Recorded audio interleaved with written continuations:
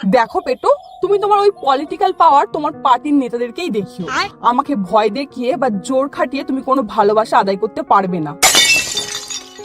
আর তাছাড়া আমি এখন সাবালিকা, আমার পছন্দ অনুযায়ী আমি আমার পছন্দের বাজিকে বিয়ে করব। আর এখানে আমার নিজের বাবাও কিছু করতে পারবে না, বুঝেছো?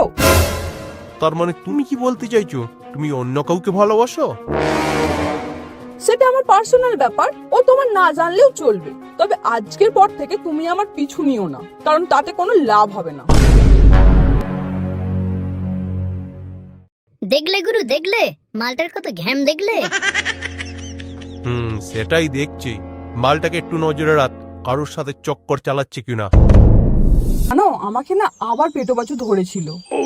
কি? আবার ওই শয়তানটা তোমার পিছু লেগেছিল?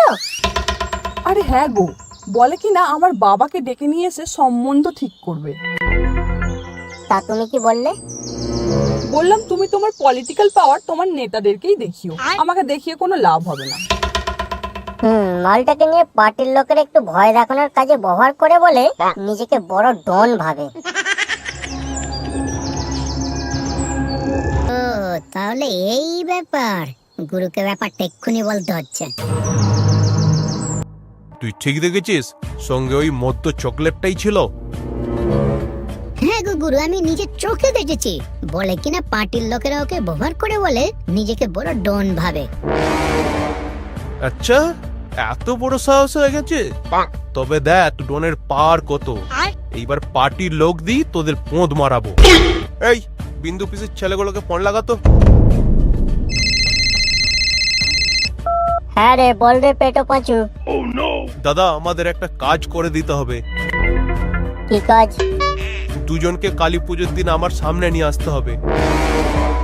তার জন্য আমরা কি পাবো? ইলেকশনের আগে 50 পেটি পেটো, ডিল ফাইনাল। ঠিক আছে, কাজ হয়ে যাবে। এইবারে কালী পুজোয় কার সলতে থেকে আগুন নিচ্ছ? তোমার ওই সুন্দর ফুলকির প্রদর্শনী কার কাছে প্রদর্শন করবে? সুন্দর আগুনের ফুলকি যাত্রার কাছে প্রদর্শন করা যায় না, একমাত্র নিজের মনের বাজির কাছে ছাড়া। তা মনের বাজিটা কে, একটু শুনি। এখন তো বলবো না, কালী পুজোর দিন সব দেখতে পাবে। আমরাও সব দেখতে পাচ্ছি। কারা তোমরা? আমরা হলাম পিসির ছেলে।